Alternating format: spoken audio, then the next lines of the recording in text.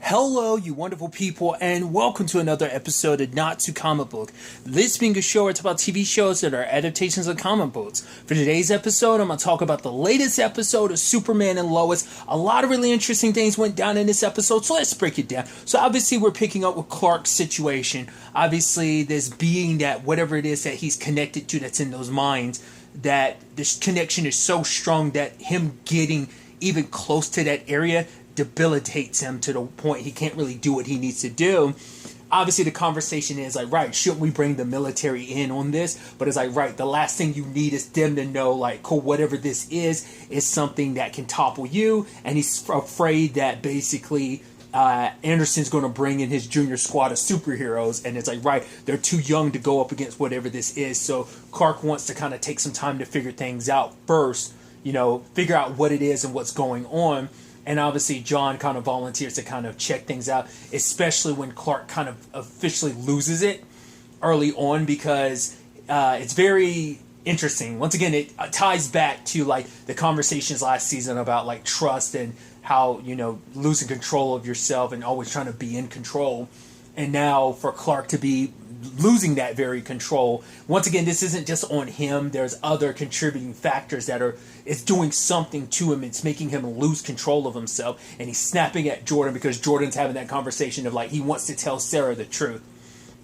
Because I think it was actually talking to Natalie who pointed out, because obviously Jordan's dealing with the whole Sarah thing and he wants to tell her the truth because it's like, right, can you really be mad at her for like, her kissing someone else? She did tell you the truth, and you are still sitting on one of the biggest secrets of your life. But he's like, yeah, but it's different. It's like, yes, it's on a monumental level, but it's like, right, if you want her to, you should forgive her right now, because eventually you will tell her the truth. If you tell her the truth and you want her to be cool about it, you might as well kind of accept things as they are now. So I thought that was interesting. And so he brings this up to his dad, which his dad is like, I didn't tell your mom until like I was sure I was for when I was an adult and I was sure I was going to marry her. So I thought that was interesting, because the conversation does come up about like, oh, like, did you ever regret never telling Lana? Which is interesting, because I've heard someone say it from the very beginning, back in season 1 of the series, like first episode, when they were actually kind of shocked that Lana didn't know. Because I guess it's like most continuities, maybe not everyone, but most continuities have Clark telling her at some point, or at least she's finding out on her own about Clark's abilities. So it is interesting to know that in this continuity, despite everything, he never found. That is kind of interesting, because it makes it seem like Lois is the only significant other he's ever told his secret. And even then it was like, right, it wasn't until like I was ready to marry her is when I was willing to tell that secret. Because there's Superman's situation is the go-to about, the superhero thing of keeping your secret identity. The people you care about, it's like, right, they slip up, they tell the wrong person, it can be an issue. Or, like, they could get threatened trying to get access to me, so. But Jordan keeps pushing back, and Clark just kind of snaps at him. It's just like, and what I love about this show is when they, like, show how menacing and scary Superman could be. Especially all it takes is those eyes to light up. Which, to be fair, like, I think that's kind of the whole. I've still never seen it, but I know that's just like what Brightburn is. So I still need to see that movie. I know I've heard mixed things, but I've always been interested in it. I've just never seen it. But regardless, I just thought that was neat. But obviously for Clark, it's like, no, like something's definitely off. He couldn't control his anger. Hell, he even snaps at Jonathan later on.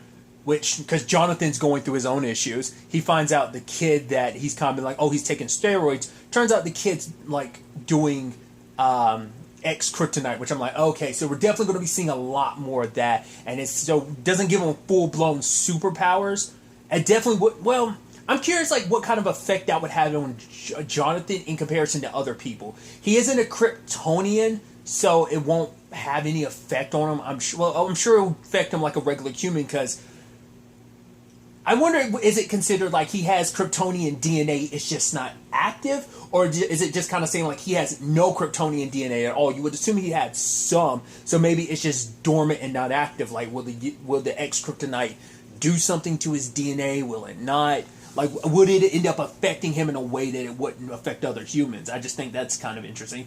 Because everyone's getting enhanced abilities, but no one's like getting superpowers. So that's kind of like the big thing. I think maybe this, and it's kind of almost ties into that Smallville thing too, of like Smallville the TV show. It's almost like they're doing the Meteor Freak storyline to an extent, obviously kind of like their own version of it. Obviously that led to people getting full blown abilities. Once again, we don't know the full extent of like this X Kryptonite, but obviously, with everything that's going on, Lois also needed to call in her dad for a favor. Since they can't really necessarily turn to the, Anderson and them right now, at least call in Sam as a favor to kind of, I think he ended up helping John get the credentials he needed to get into the mines. Granted, the lady that's running the place ended up knocking him out and kind of leaving him for dead, I guess. She was either planning on, like, hoping that the thing would just come and kill him when it was breaking out. I guess that was maybe the justification for it, but still. So I thought that was interesting. And the situation made it so that Clark had no choice but to kind of get involved as well. So he eventually goes toe-to-toe with this thing when it eventually breaks out. That was pretty sick. Just like your classic superhero thing of rushing towards each other. Like they flew. And I was like, okay, like the armored up thing. I'm like, what is this? I was like, is this a doomsday thing? Because even like Lois and Clark were having some conversation, and she made some like, she's like, oh, like don't think this is like this is like a doomsday or something like that. I was like, oh, that's funny. I wonder did they throw that line in there because they assumed people would be thinking it's a doomsday situation. I will go ahead and admit too, I kind of got spoiled on it being a Bizarro. It still was neat to look at and find out, but no one's fault. It's just like I took too long to watch the episode, and I ended up seeing a clip of something on YouTube, like, because like after a while, like I like trailer stuff because I get like links to trailers and stuff for like my watch list, and so like I get recommended YouTube channels that do trailers, and I happened to see a trailer for the most recent episode of Superman and Lois, this one, and it said like Superman, I think, versus Bizarro scene. I was like, oh, and it turns out being Bizarro. Very interesting design to go with Bizarro too, because obviously when I think Bizarro, I remember a little bit of the Smallville version where he was kind of like had like that glass skin. The one that always comes to my mind is like the animated series Bizarro. But it's interesting too, like just in the super continuity to use Bizarro is interesting because it hasn't been touched since season 1 of Supergirl. That was a storyline they never circled back to. Obviously, there's a lot of stuff in season 1 of Supergirl they never circled back to. But yeah, they set up like Kara met a Bizarro version of herself. Which I still think is like such a super depressing episode because you're like, oh, you actually feel super bad for Bizarro Kara. But it's interesting, like looking at this Clark. The fact is he's in this giant like suit. His eyes are just blue like that, and he's like his skin looks like it's got like cut marks in it. I've never seen. I think this is a very distinct. Because I always looked at Bizarro as kind of almost like he looks like obviously the discoloration and stuff. He reminds me of like a zombie version of Superman. It's just almost like Superman meets Solomon Grundy type of thing. But I've been love at the end of the episode. They put the logo backwards, like Lois and Superman. They had it backwards. They flipped it like that. I was like, oh, that's pretty neat. Because that's I wonder how deep down the rabbit hole they're gonna get with like, because obviously there are like shows. Well, I know like there's a Teen Titans Go episode about the Bizarro versions of all of them, but like how deep down the rabbit hole, because that is its own universe, isn't it? The Bizarro world. So like there's Bizarro versions of every superhero. I mean, I think it's just like any other universe in the multiverse where it's just like, yeah, it's just there are similar things, but things work differently. Like not less. Well, because like I brought up Smallville, they had like, at least my recollection of Bizarro, he had like a very like glass mirror type of aesthetic, but I think that's also because like they are supposed to be mirror versions, so like maybe it isn't like, maybe the world is considered, well, because I was also thinking like, could it be almost treated like almost a fifth dimensional thing where like every universe has its own version of the fifth dimension of something of that ilk, maybe. So I was wondering like maybe like every reality out there, every universe in the multiverse has its own mirrorverse, and like this is the Bizarro from the Mirrorverse to this universe. not less, well, like I said, that's just a thought, or not less the Mirrorverse or the Bizarro world is its own, it's like, oh, it's Earth 454, you know? Or like, not less it's like, this is 001, this is Prime Earth, and so like, the other Earth ends up being like Earth 100, you know, just to be flipped. Like, not less that ends up being the case or something, you know? So, I'm really interested in how they explain that. But I love that John suiting up scene. That was pretty dope. It flying in, him jumping, and it forming around him mid-air. I'm like, I love... To me, that's one of my favorite things superhero-wise, is like suits forming around someone. That's why Spider-Man Unlimited, for one, is probably my favorite spider suit because it works like a symbiote. I just think that's the coolest thing ever. That's why I was super like geeking out with the Moon Knight trailer when Moon Knight's suit is forming around. I'm like, hell yes. Like, that's one of my favorite things about the symbiotes in Spider-Man, just how they form around you. I think that's the coolest thing ever when your suit forms around you. So just having that moment like that where it's just forming around him, it's a little different, but for it to break apart to so many pieces and then like latch onto his body, like, I was just like, that's just such a cool transformation.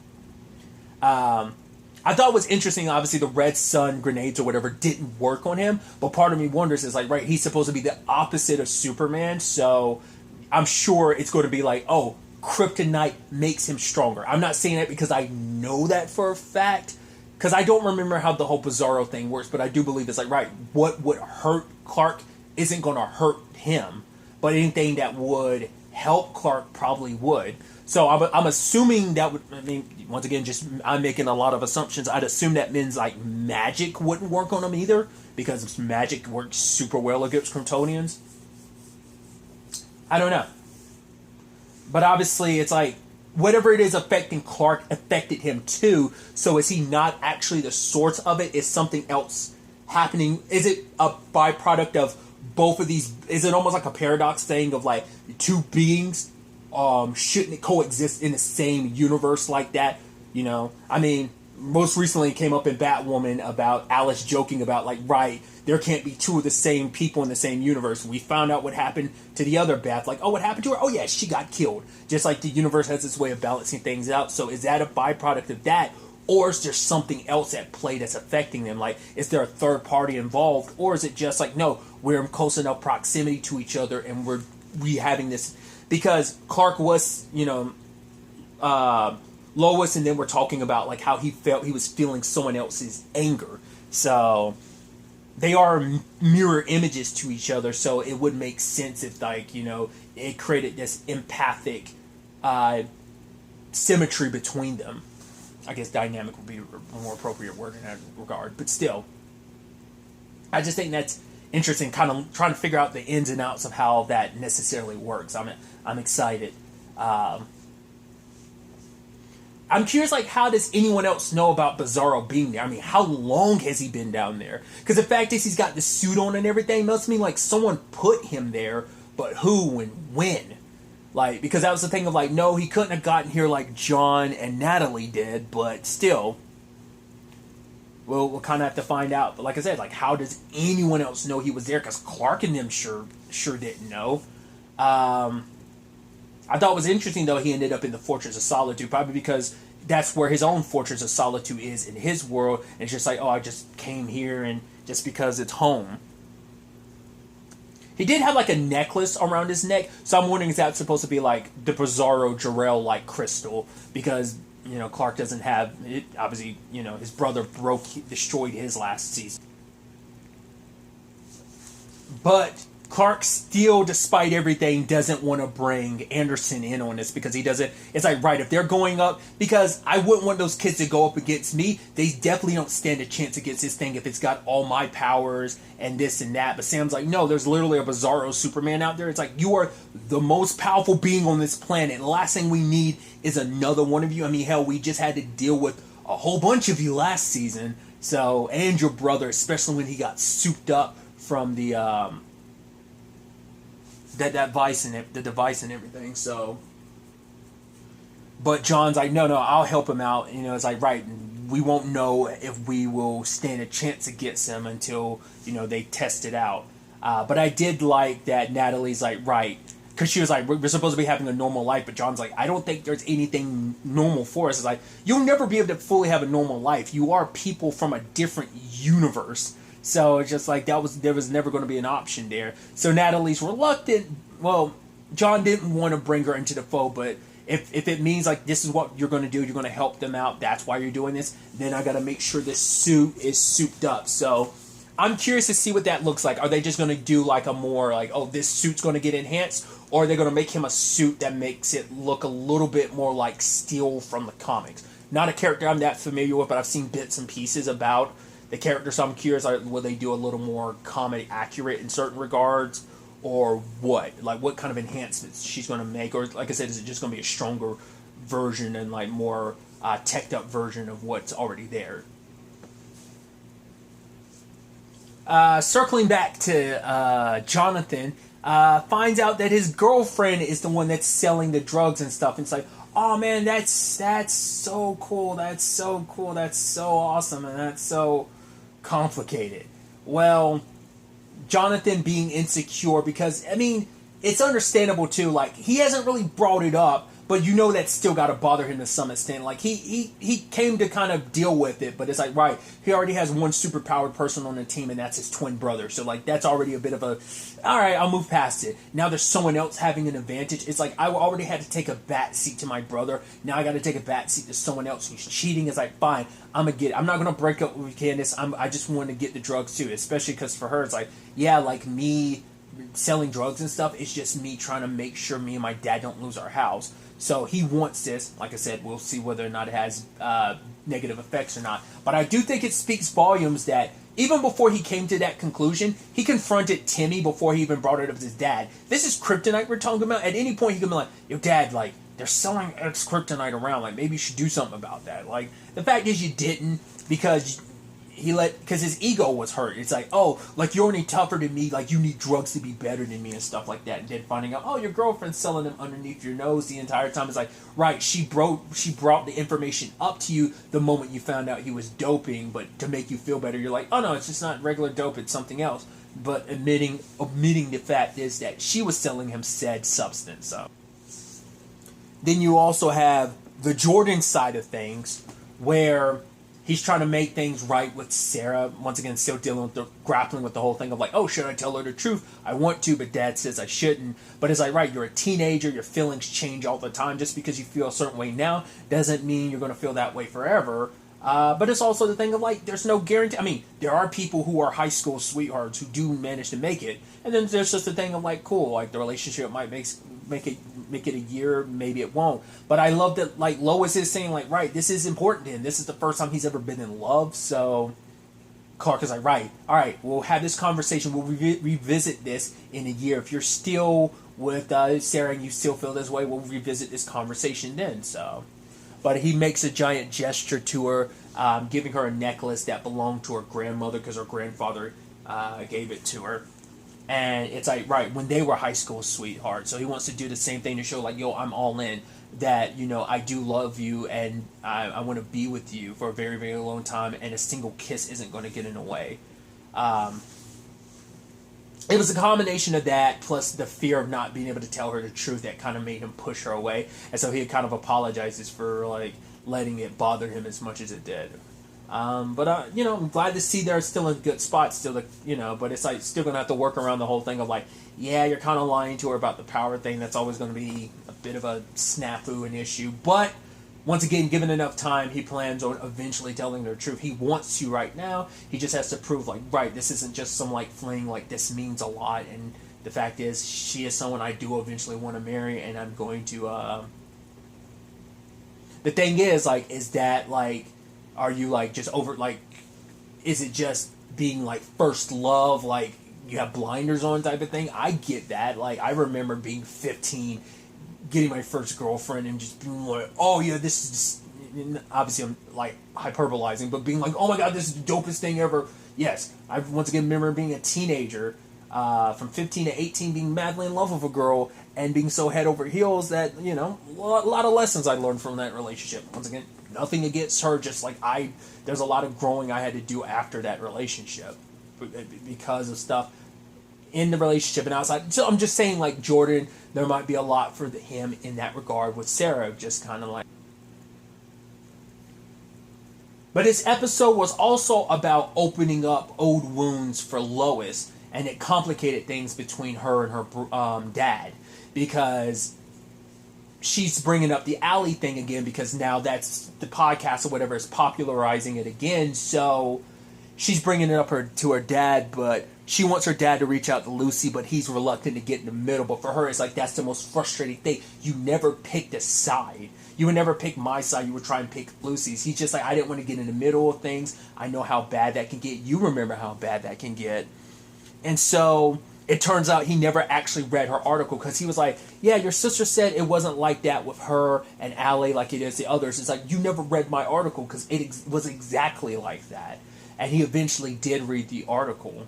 And he, the sad thing is, after his wife left, after their mom left, it made